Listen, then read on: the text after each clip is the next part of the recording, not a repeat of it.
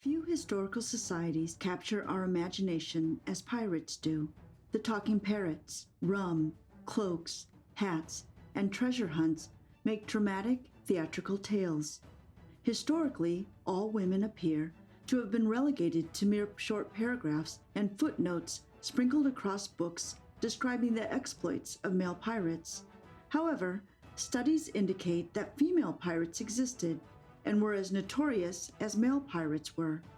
Join us in this Liber-Tea episode as we travel back to the days when female pirates traversed the high seas in pursuit of freedom, fortune, and adventure. One of the most notorious raiders in history commenced her career in a Chinese brothel. The former Cantonese prostitute Chang I Sao was married to Chang I, a famous and powerful corsair. After their marriage in 1801, the pair created one of China's most dreadful pirate armies. Their outfit boasted over 60,000 men and a fleet of ships, which preyed on southern China's supply junks, fishing vessels, and coastal towns with impunity. Upon the demise of Mr. Chang in 1807, Mrs. Chang collaborated with her lover and trusted lieutenant, Pao Chang. During their partnership, they raided Southeast Asia and assembled a fleet that could rival many states. Chang Sao was a no-nonsense woman. She installed a strict code of conduct for her gang. For instance, rape of female prisoners attracted a death sentence, while insiders had their tongues cut off. She ran a tight ship. Chang Sao's reign of terror made her China's #1 public enemy.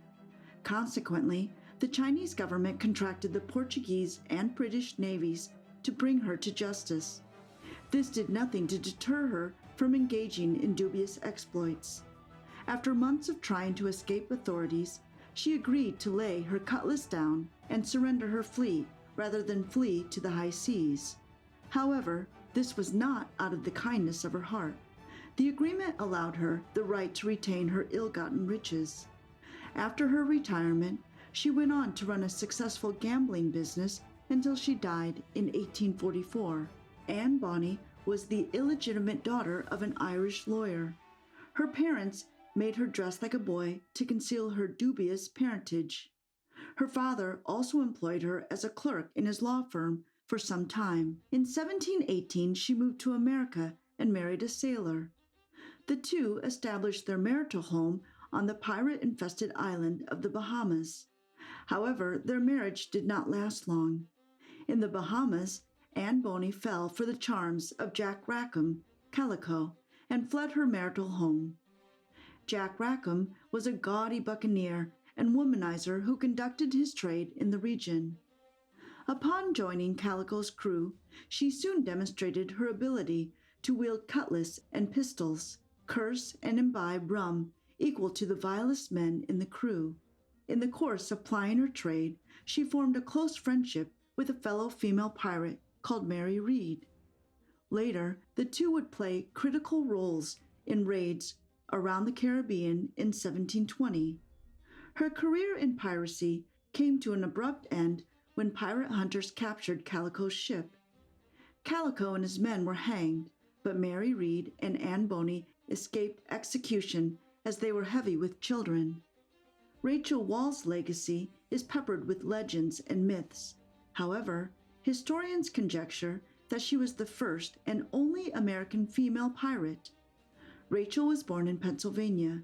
She ran away from home as a teenager and married George Wall, an angler. The couple moved to Boston, but they were plagued with financial problems.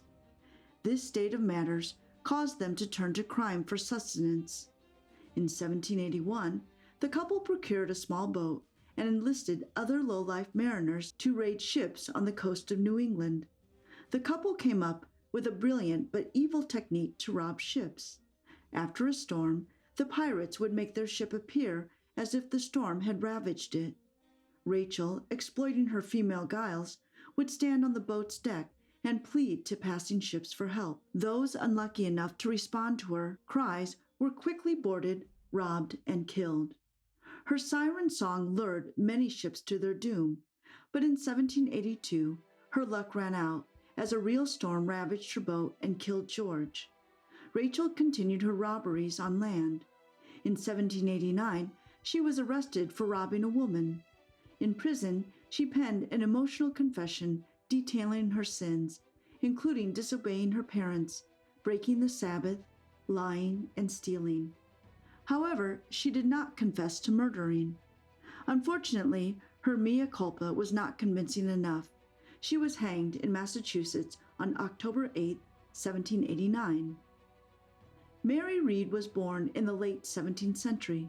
She spent most of her childhood dressed as a boy, so that her mother could con her deceased brother's grandmother.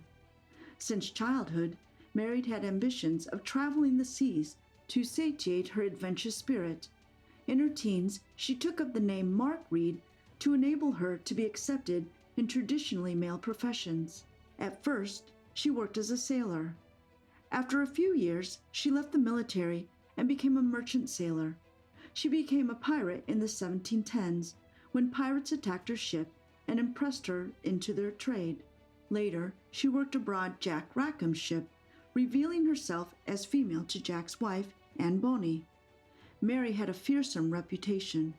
One of her most ferocious battles was against pirate hunters in 1720 aboard Calico's ship, where she was captured.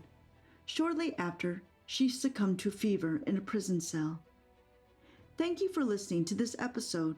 We hope you have enjoyed and learned something new.